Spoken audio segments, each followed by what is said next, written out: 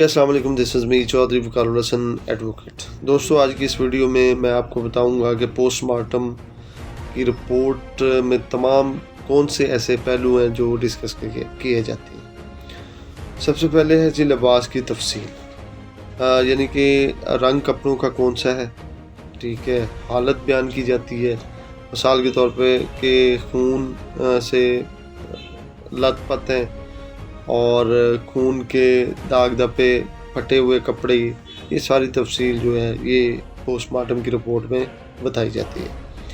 इसके अलावा किस्म कौन सी है कपड़ों की किस्म में जैसे शलवार कमीज़ है, जीन्स है, कमीज़, और क्या ये जिस्म पर ठीक तरह से पहने हुए हैं, ये तमाम की डिटेल जो है वो मेंशन की जाती है।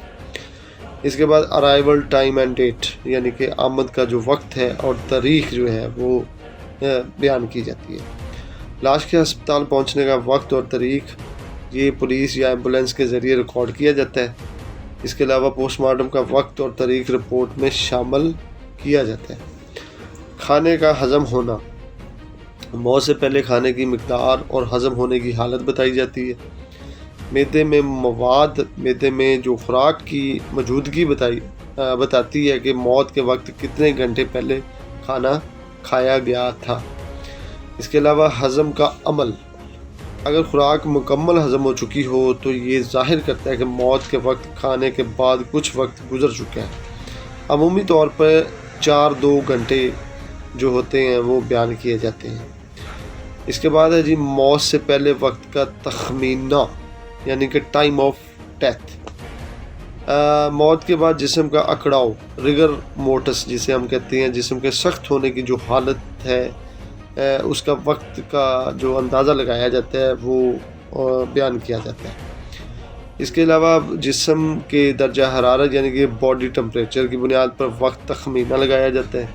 जिस्म के नीचे खून का जमना, लिवर मोर्टस हिस्सों में खून के जम जाने से वक्त का तयन किया जाता है। इसके अलावा जी ज़ख्मों की नोयत, चोटों या ज़ख्मों का वक्त जो है और उसकी नोयत और उनका मौत से तल्लक, ये वाज़े तौर पर बयान किया जाता है। सांस या दम घुटने के शवाहद, गले या सीने के निशानात जो हैं वो बयान किए जाते हैं। नशा या जहर, खून या जिस्मानी नमूनों की जांच से जहर या नशे की मौजूदगी को एग्जामिन किया जाता है। तो दोस्तों, ये तो थी आज की मेरी वीडियो। मेरे चैनल को सब्सक्राइब करें, बेल आइकन का बटन दबाएं ताकि हर आने वाली वीडियो से आप मुस्तफ़ीद हों। बहुत शुक्रिया, अल्लाह हाफ़िज़, थैंक यू।